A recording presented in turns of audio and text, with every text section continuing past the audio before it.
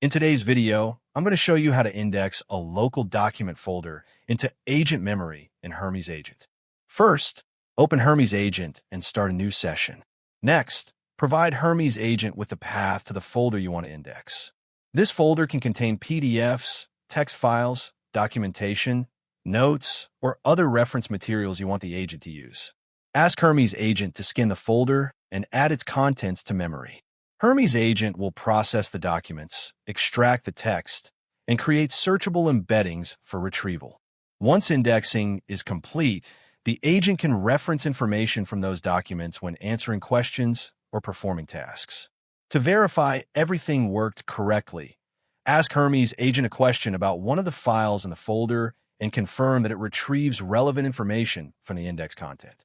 This is a great way to give your agent access to project documentation, knowledge bases, and local reference materials. And that's it.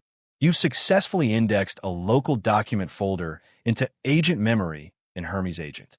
Thank you for watching this video. Please feel free to use the affiliate link in the description.